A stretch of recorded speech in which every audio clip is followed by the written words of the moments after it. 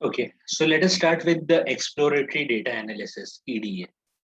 So what does that mean, EDA, right? And why we do, where does it comes, and so on and so forth. So this was about CRISP DM framework that we studied at the start, like long back.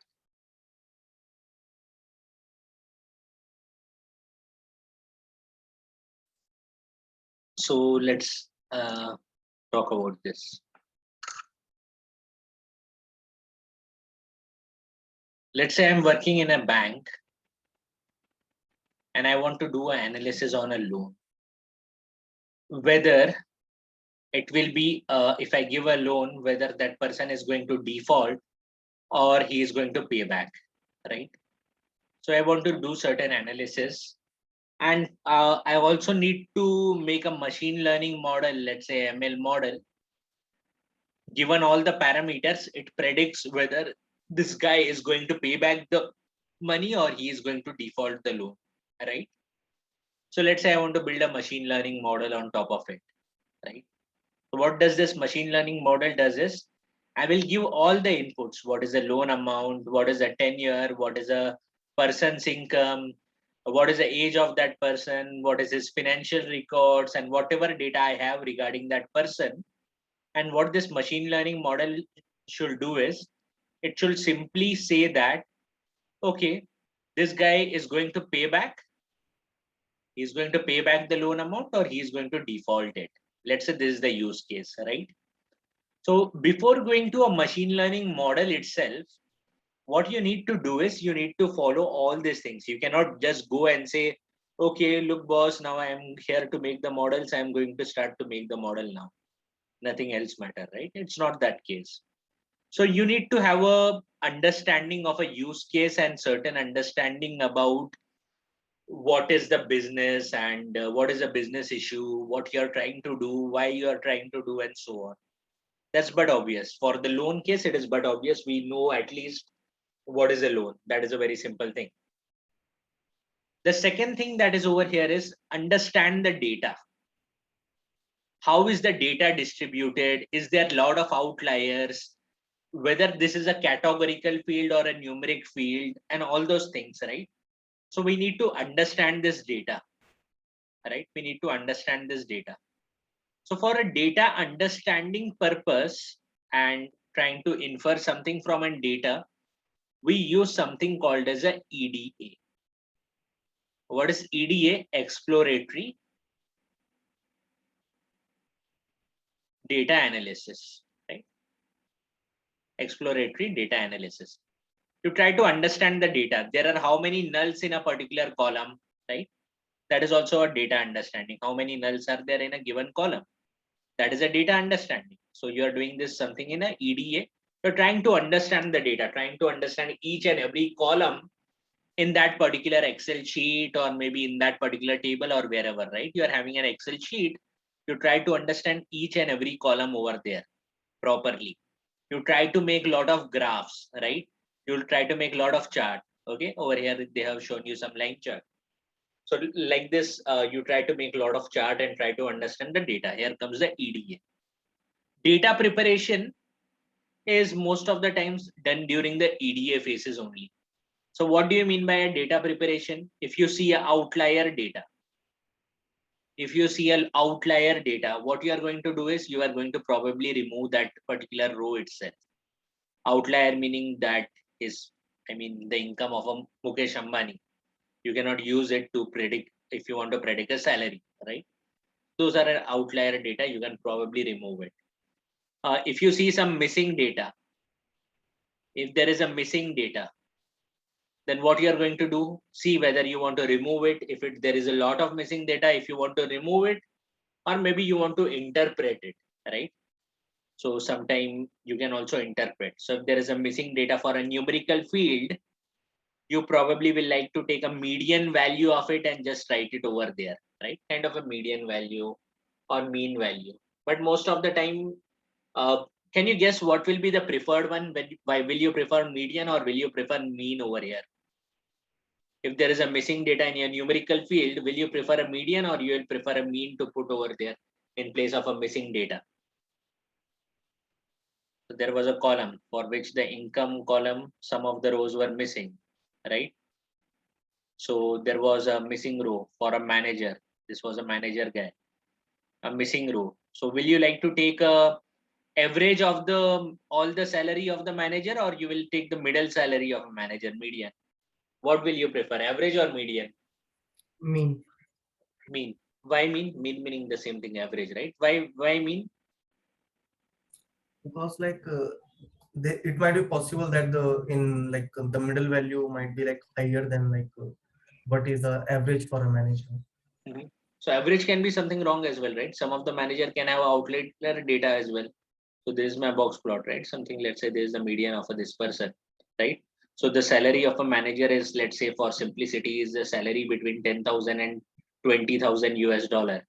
But a particular manager is also getting a salary of maybe uh, whatever, right? $100,000, 100,000 US dollars, because probably his own company, but he is at the designation of manager. Then what will happen if you take the mean of it? What will happen if you take the average of it? And let's say there were 10 records, something like that, right? So if you take an average out of it, maybe it was 100 records, 10 is too small. So probably the average will come somewhere over here, right? 18,000 because of some outliers, right? Maybe this was a 1 million. Well, maybe this was a 1 million, one outlier guy having 1 million salary. So if you take an average, it will come somewhere here or it will come somewhere here, right? So there is a possibility of a outlier data. Okay. So always for a missing data, you always prefer to have a median, right? If you are having a mean, it is still okay, but make sure that there is no outlier data. Okay. Just make sure that there is no outlier data. You have removed the outlier data before taking the average. Okay. So it's up to you whether to take median or mean.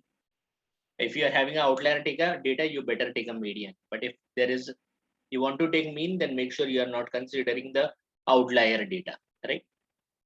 So all these things comes under a data preparation, whether it is an outlier data, whether there is a missing data, whether you want to make a new column.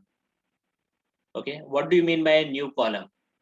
So let's say I was having a column as year of birth. Okay, and if I am having a year of birth, can I make a new column called as age? How will you get the age of a person? If you are having a year of birth, 1979, 1989, 1959, and so on, how to get an age out of it? Current year minus year of birth. Current year minus year of birth, right? So you can find the age, right? Maybe this is a 40, maybe this is a 30, maybe this is a 70, 60, right? Whatever. So you can make a new column, right? Example, age. If you are given date of birth. Okay. So if you are given a date of birth, you can find a age. So you can derive a different columns. And those new columns can help you later on while you build a machine learning model. So these are the different things that you do in a data preparation. Anyhow, we'll just introduce slowly as we go further, but just for your these are the different things. Remove the outlier, handle the missing data, make some new columns so that it can help you out, right? Finally, you go to the modeling, right? Here is your machine learning models. You make a machine learning model and you test it whether it is working fine or not. And if it is working fine, then you deploy it to the production and someone can visualize that data in Tableau or Power BI or ClickView or even in an Excel or anywhere, right? They can see how are the results. So Harish, I have a question. Right? When we say outlier, we are like saying this particular thing as an outlier with respect to one of our model, right? One of our use case, not all of our use case, right? Because it may be outlier in one scenario, but it may be useful in another one, right? If it is outlier, it won't be useful in anyone. I mean, what you will do with the salary of a 1 million and a manager with a salary of 1 million? What use case you can think of? Okay. So is it like useful if we just remove those outlier in a data pipeline part itself, like before consuming it into the machine learning? Yeah, well, I Like, mean, just once want, it has come to somewhere, right? Let's say it come into a big data environment from a RDBMS system, be it a MySQL to a big data Hadoop, it will come, right? And after when you take from Hadoop and you're doing this, you have to remove this data before putting to a machine learning model. yeah. So just wanted to understand, like here we like the scenarios we have taken, we have like directly ingesting the files, but in real world, like we are either reading from a data warehouse or something. So in that Yes. case, like do we need to remove those outliers like before storing our data to the data warehouse, or like No, it will data come into warehouse, the? why will you remove from data warehouse? No, you won't remove. Any of the data warehouse, the data will be brought by a data engineer, right? You don't know this all things. Yeah. And it is also a genuine data, right? It's not a wrong data. It's not a corrupt data. Why will he remove? It's a genuine data. It's not useful for your machine learning model. So you as a data analyst or you as a data scientist should remove it. Got it. But like, just wanted to understand, like, I'm just understanding it from like my work point of view. Like, there are some tables that like kind of we design for machine learning models only. So these cases, I'm just like, Yes, yes. If there is something, it completely depends on the architecture within your organization, right? I mean, who is playing the responsibility? So let's say this is my SQL system. This is my Hadoop system. And you are doing a data science, let's say on Zeppelin, if it is a on-premise, right? Or maybe instead of Hadoop system, it's a Azure Data Factory with some blob storage, and you are having a ML system for Azure, or maybe it's a AWS S3. You are storing the data as whatever, right? It doesn't matter. So over here to here, every data will come within the Hadoop. If you are having a separate table for completely for a ML purpose, then yes, you can remove it over here itself, provided that is only for a machine learning purpose, right? You can definitely remove in the middle of the pipeline. But this data pipeline, what to remove, what not to remove will be decided by a data scientist, not by a data engineer. You can write a small job in a Python and say to a data engineer, okay, can you write for me in a Spark that can fast the process? Yes. But yeah, it will be removed by a data scientist. Yes, you can, if you are having a separate table for a machine learning, you can remove the outlier here itself.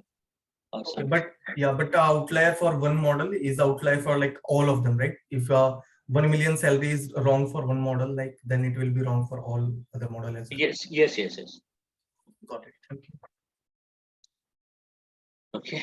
So let's remove this from a discussion point of view. Okay. So this is what we discuss, right?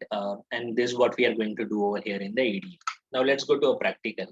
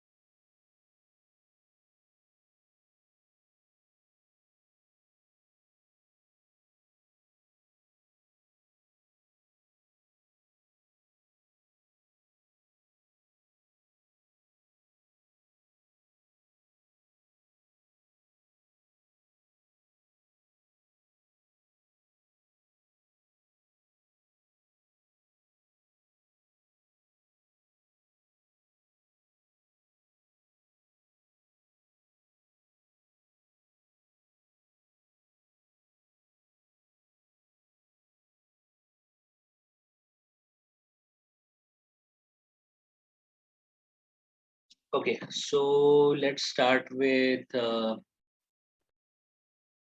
to a collab.research.google.com and lending club, right? So we'll be doing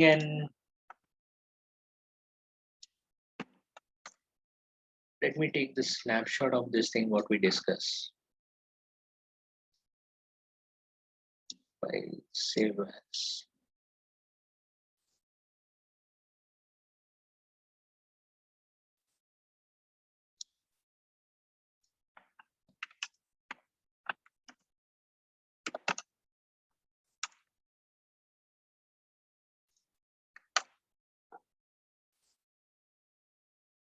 Okay. So lending club case study. So what is this lending club's case study and so on and so forth we are going to see. Lending club is basically a startup, you can say, that started in 2005. Lending club, right? Let's go to Google and let's Google lending club, right? So lending club is a fintech that provides the range of the financial products and services through the technology driven platform in United States. It was the first peer-to-peer lender. Peer-to-peer meaning you can directly lend the money to another guy. Okay, it's first peer-to-peer lender, registered its offering as a securities with Security and Exchange Commission and to offer a loan trading on a secondary market. Right, it was founded by this particular guy. This is the CEO from May 2016. Number of employees 1530, founded in 2006, and headquartered in California. So this is the Lending Club, is a one company which does a peer-to-peer lending, started in 2006. So what happens is this small kind of a companies also makes their data a little bit open source. Of course, by masking all the customer sensitive information so that people can contribute to them, their machine learning models as well, right? So this is about a lending club. Now you can get this lending club data. There is two sets of data that is publicly available. One is a 2007 until 2011. And another data is from 2007 until 2018. Right? So if I go to 2007 to 2011, is this website someone has pulled over here, Data World. And of course, you can get your own data as well from here. You can work on it. So data.world is one of the website. Of course, Kaggle, everyone knows. You can get the data from Kaggle as well. Or Lending Club loan data, right? Okay, so this is about from where we are getting a data and what is a lending club. So it is having all the information between loans issued from 2007 to 2011. In fact, I was trying to do on the entire data set, I was trying to run this job, but the entire data set is too big and Google Colab is just giving away. So I just decided to use 2007 until 2011 data for this purpose. It was readily available. But you can, what you can do is you can also play with some different year of a data. You are having an entire data over here. Just take a part of a data in a data frame, only maybe 2017, 2016, 2015, and you can work on that particular data. But for my purpose, I have used a 2007 to 2011 data. So if you want to download the data, you can just download the data from here, and here is the CSV file, and you can just click on a download, and this particular data will get downloaded, right?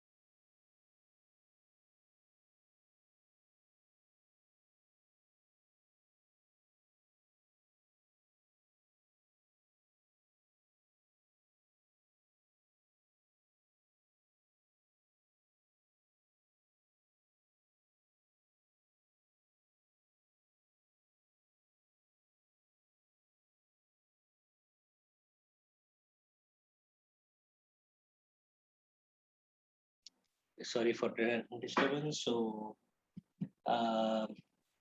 this is about the lending club.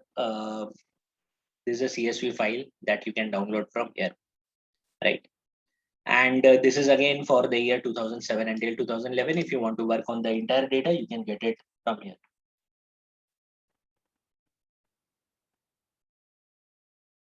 Okay.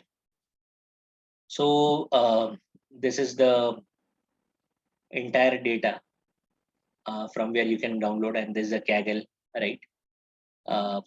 You can see these two different files that are present over here, 648 MB.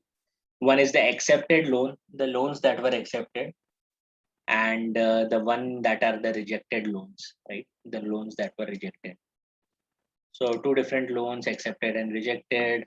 And of course, we are working on the accepted loans only, because the rejected loan, we will never be able to predict whether a person is going to pay or not. So for our purpose, we are not using this file rejected loan, because we are only bothered about a loan outcome, whether the person is paying back or whether the person is not going to pay back. So we are bothered only about the accepted loan. So what we have done is you can use only this particular file. If you want to work on the entire data set, or maybe you want to work on some part of a data set, you can use it from here. You can just download this file, unzip this file and use it. So this is about the file, and this is about the data that we have. Let's try to understand a little bit more about this particular data, what is available in the data, right? What I can do is just Google lending club data dictionary, right? Data dictionary. So, I mean, it's also available on their website also, but I think so for using from their website, it just downloaded. I think so for downloading the data from their website, you need to create an account.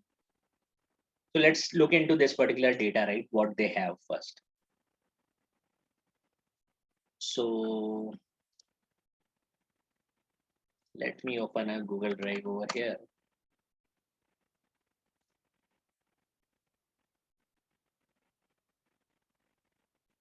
Notebook data, EDA, and lending club CSV.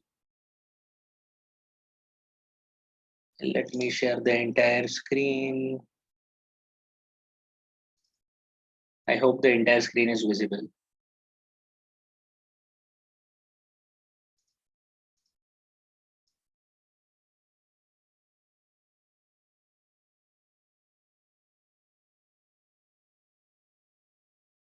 So these are the different columns that are present in this, right? And there are a lot of columns.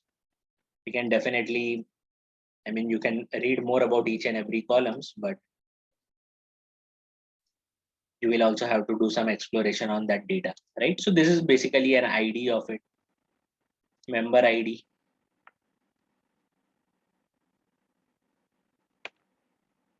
Oh, it just open and it just close. Okay, this is ID, this is a member ID. This is a loan amount that the customer requested, and this is the amount that was funded to him for a term of 36. Funded amount invest. Let's see what is the definition of this.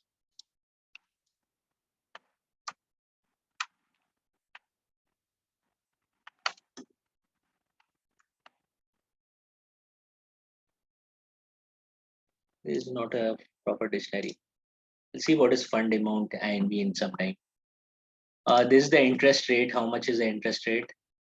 What is the installment? What is the grade of it, subgrade of it? What was the employment title of that? What was the employment length? Whether he was owning his own house, or he was on rent, or the house was on loan, like mortgage. What was his annual income? What is this? Whether it was verified or not, something like that. Verification status, right? I think so there are more columns, but it is not showing in the preview and so on. But that's okay. That's what we are going to look into the EDA sheet as well. So let's just go back to the EDA sheet and let's try to explore this particular data that we have downloaded, right? So what I've done over here is I've just downloaded that data and kept it at a one place in my Google Drive, right? So you can also keep your data in one place, like in the notebook data. And for a EDA, I kept both the data if you want to work on the entire data set or you want to work only on the 4 years of data set. So can you tell me what is this all things going to do? NumPy as NP for the numerical processing. Pandas as PD was for, since we work with a data frame, so we are importing pandas as PD. Matplotlib pyplot as PLT so that we are able to plot the charts. Matplotlib inline so that it is specially required when you want to plot some charts in a Jupyter notebook, right? So that it shows over there. Over here, it is not really required. From SciPy, we are using stats. Let me see if we are really using it or not. I think so. We are not even using it. You can remove this. You can remove this from SciPy import stats. RE, I think so. We are using for regular expression. SNS is also we are using for Seaborn, right? And import OS also, I think so. We are not using.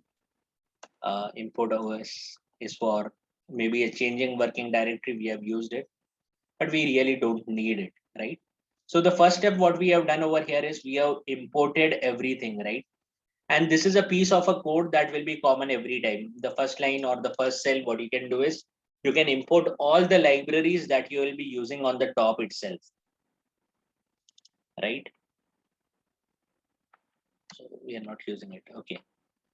So we have just imported whatever we wanted. We want to display all the floating values as a 2 decimal places. Okay. So we want only 2 decimal places for all the floating values. So we are setting the pandas.options.display.float format, and we want to see only the starting. We want to see everything. Ending, we have to see only the 2 points, right? And we are saying that display max column is equal to 500 because it is so big data set. To see the entire data set, we are saying that display the max column to 500. So just let's execute all these things till what we discuss. Okay, can you tell what this piece of code is doing, anyone? What this piece of code is doing, anyone? It has to be interactive. You're copying the lending club's loans.csv to the current directory. Okay, we are copying the lending club from my Google Drive into the current working directory over here, right? So you can also keep all this data set in your Google Drive as well. Don't rely on any other place because the data may not be there on internet later on. The same data may not be there or whatever reason. Keep it with you. So this is basically the data that you have basically copied over here, right? Lendingclub.csv. So you have just copied this entire 4 years of data and you will be working on this. So there are multiple steps that you usually do for exploratory data analytics, right? And I'm just going to show you over here all the steps that we want to do. Okay. And there is a last is a homework. We can discuss on that.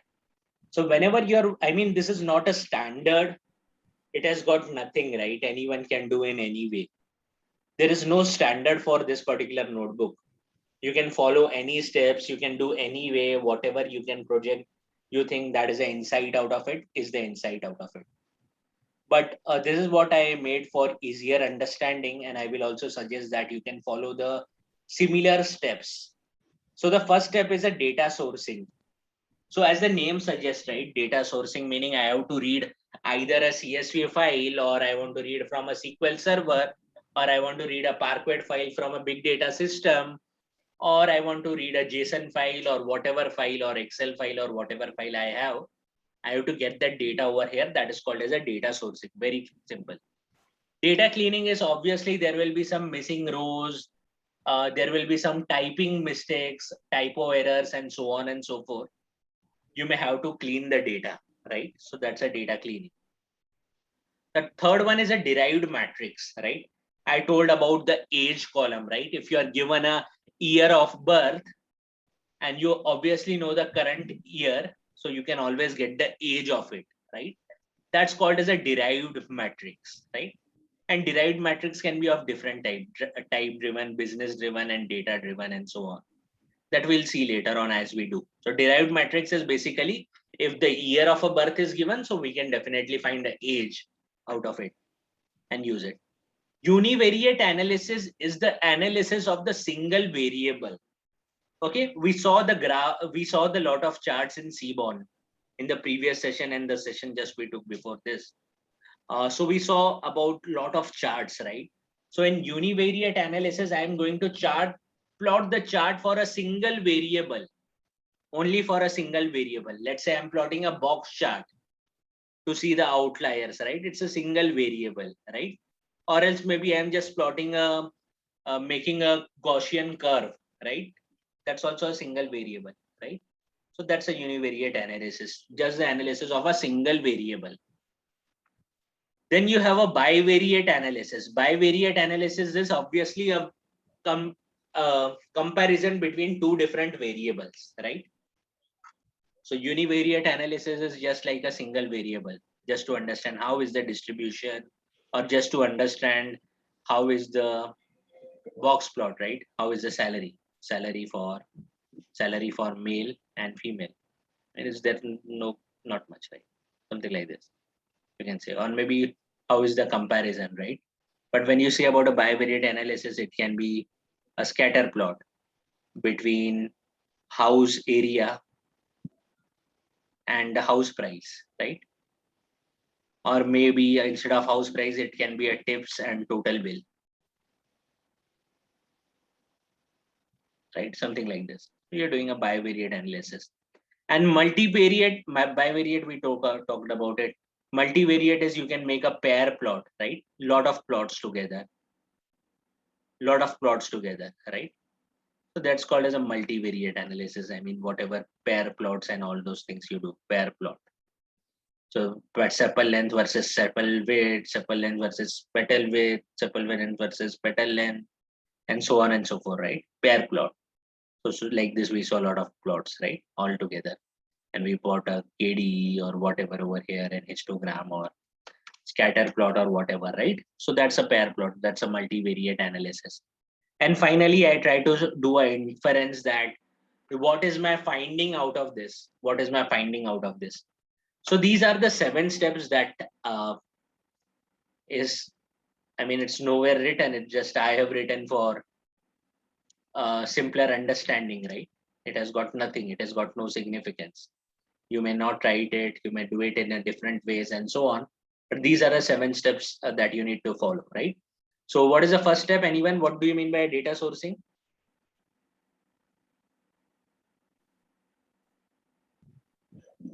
Moving the data to current directory. Moving the data to current directory, right? Okay. Getting the data basically, right? Getting the data from somewhere. It can be from a CSV file. It can be a SQL file. It can be any file. What is the data cleaning? Removing the null values. Removing the null values, replacing the null values, removing the outliers, anything. What is a derived matrix? Creating a new column. Creating a new column, right? That may be based on a type or maybe a business rules, or maybe a business rules can be if you are into a manufacturing, 2 products similar can be grouped together, right? Because they will show a similar kind of a properties. That can be helpful for a machine learning model. That okay, these 2 groups are different, but they are similar groups. You can tell the machine learning model before itself by making a new column. That can be a business driven, that can be a data driven if you see something in a data. So we're going to see any of these things. What is a univariate and bivariate multivariate analysis? Univariate, plotting a graph using a single field. Right, single field, only a single feature is analyzed. And how about a bivariate and multivariate? Bivariate using a 2 fields. Multivariate, you'll have a many Something called as a pair plot, right? Pair plot, yes. And then we are just doing for a probability of a charge off, like what we are charge off is basically he has not paid the loan, right? He has not paid the loan. So I'm just charge off is like charge off. Your loan is charged off, right? Either it is a fully paid or it is a charged off. So we are looking for a loan that is a charge off. So we are just looking into what is the relation for a charge off and trying to drive what are the inference. And finally is we are writing an inference. Okay. So loan status charge off is dependent on all these things, right? So I will just write the things and let's try with the start with the data source. So let me execute the first few rows and you can basically explain what we are doing. And you can explain each and everything. Okay. So let's look over here. What is this line doing? You are reading the CSV detail. We are reading a CSV file, right? We are reading a CSV file and we are getting into a data frame that's called as a loan. Okay. Yes. What will loan.shape do?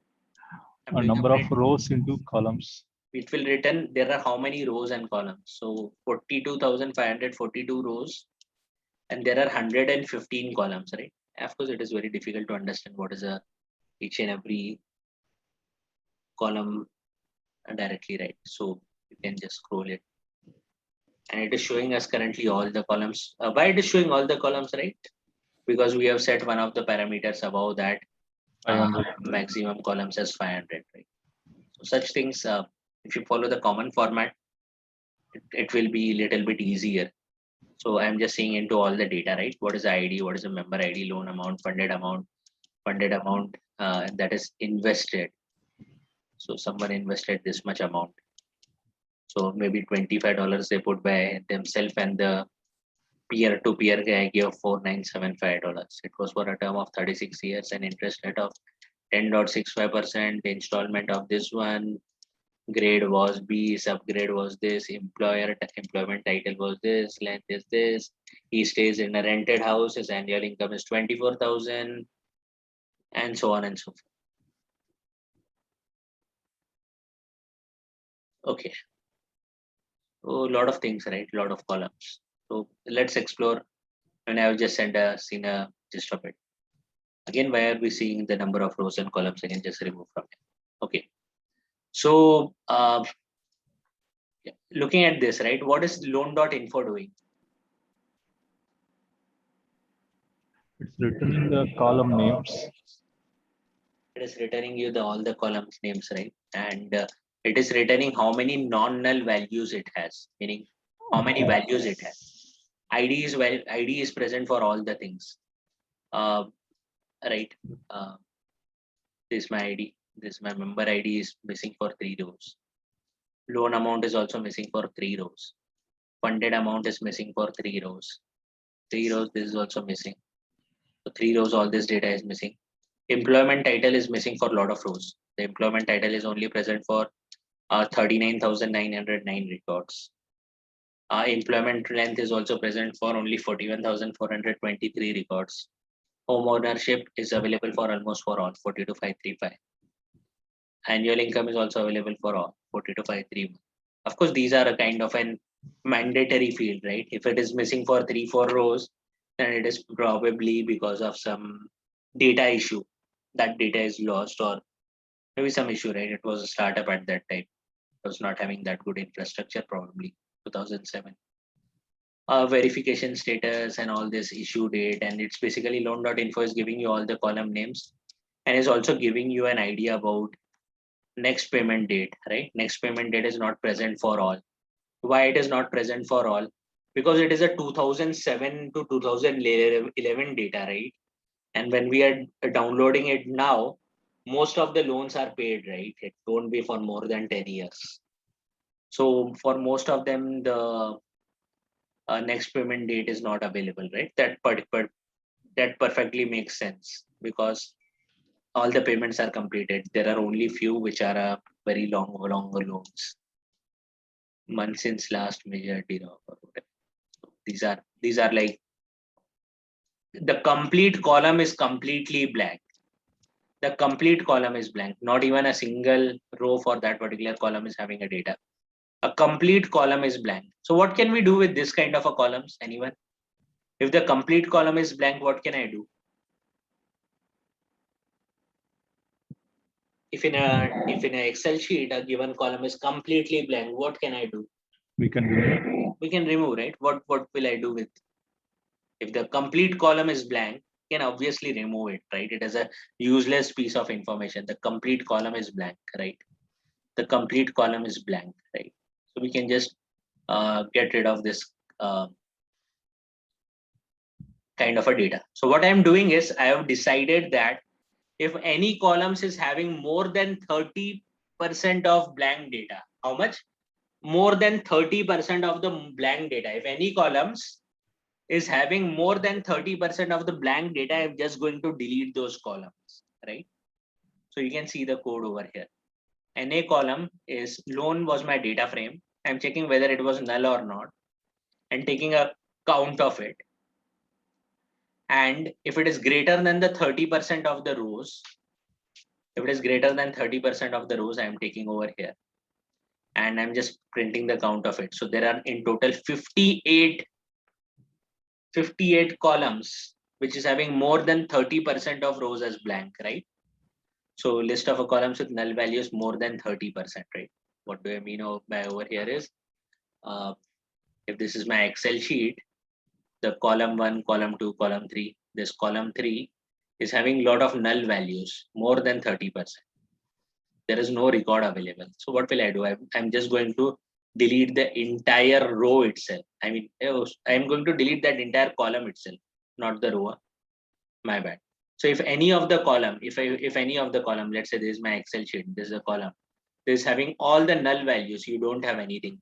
So I will just delete this particular column itself, right? I'm just going to delete this column.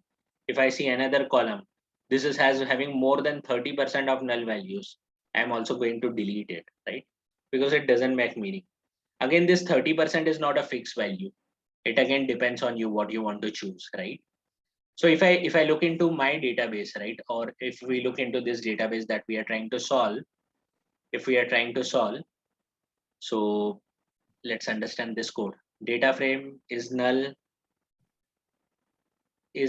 sum greater than 30%. So these are the one which are having more than 30%, 58. I'm plotting this graph as a 20,5 is the size of it. It's a bar graph. It's a bar one. And list of columns with null value more than 30% is the name of this particular plot.show, right? So we note that this 58, and out of this 58, if you see this 54, this 54 is having all the records as blank, right? If you are seeing this 54 columns, this 54 columns from here to here, this particular column is having all the columns, all the rows as blank, right? Everything is blank. For this column, the entire column is blank, right? Entire column is blank. So as you said, right, I can drop all these columns. I can just get rid of all these columns. So what you say that, I mean, whenever you get some major result, you write over here itself. It's only for your good, right? Because you are not going to share this Python notebook with anyone in the business team, or won't share with anyone, right? With the business, you are just going to share this graph, right? And you're going to say that, oh, in the database that we have, more than 54 columns is having a complete null values, and 4 columns is having more than 30% null values, right? So you can find that is over here. Any questions until now for the data source? Any questions till now? Do we need to confirm like 30, like on what basis the 30% will decide? There is no basis. Most of the time you can take 30. It's all up to you. It's up to you. You can just modify it and see how it changed. More than 40%, right? No, like we need any confirmation from the business that 30%, 40%, if it is null, we need to remove it, something. It will actually depend on looking the data, right? For a 40, Yeah. it's just changing that 57 columns.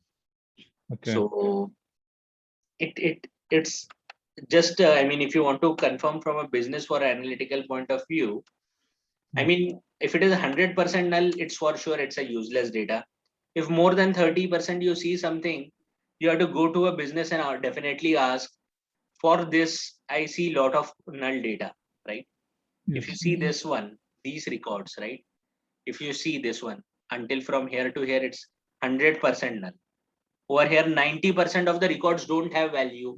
10% of the records you have value. What can you do with that 10%? Okay. 90% is not useful. So if there is, let's say I talk about a house price prediction, right? House price and area is the other thing, right? Area and let's say I'm also looking into the and one more axis about number of washroom.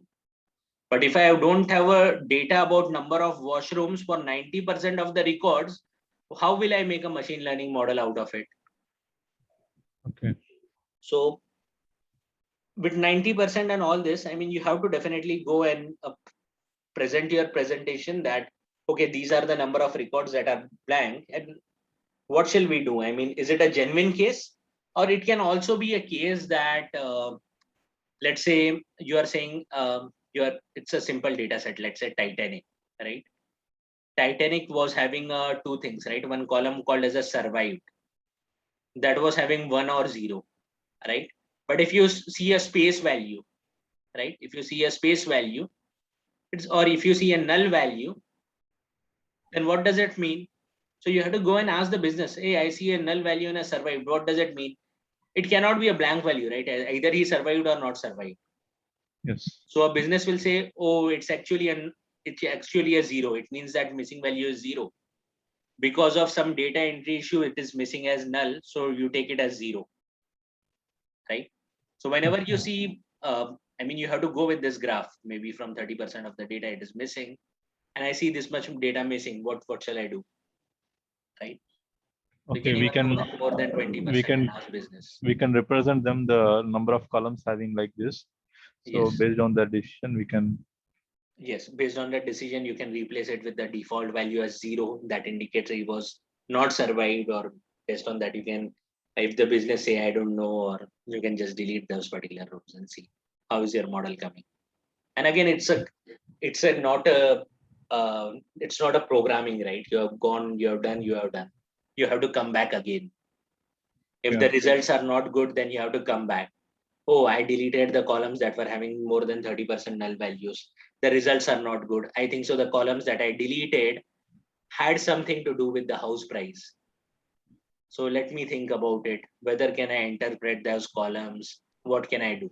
At the end of the day, your machine learning model should give a good result. But now, from an EDA point of view, I mean, you have to go to a business and ask, okay, can you tell me what I have to do with this? Okay. So we are saying that more than 30% are blank, and we are going to drop it, right? Business said that, oh, we don't really have a data. We were not capturing this particular column until we were a startup. Until 2008, we realized that, oh, this data can be useful. So we are capturing only after 2008, or maybe after 2011, and so on and so forth. Whatever is the reason they give. Okay, then let's talk about data cleaning. We still have a 20 minutes, so we can cover data cleaning. So let me execute all the rows together, all the cells together. So collapse and execute. Everything is executed. Oh, I pressed two times. Okay. So let's look into this. Oh, I executed 2 times. So a first time it already dropped. So try to drop again. It failed. My bad. Let me close this. Okay. Let's park this for here, because it's only 20 minutes and data cleaning will take some amount of time. Let's park it over here, and we'll continue on the next week. Any questions so far, anyone?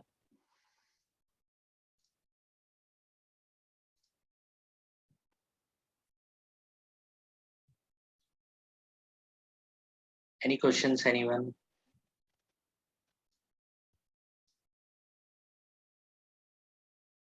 Okay, if no questions, then that's it for today. I mean, if we take even further, we won't be able to complete the data cleaning in next 20 minutes. And leaving it midway will be more problematic than anything beneficial. So we'll resume it next week. If no questions, then we are good. We'll continue next week. Thank you. Thank you.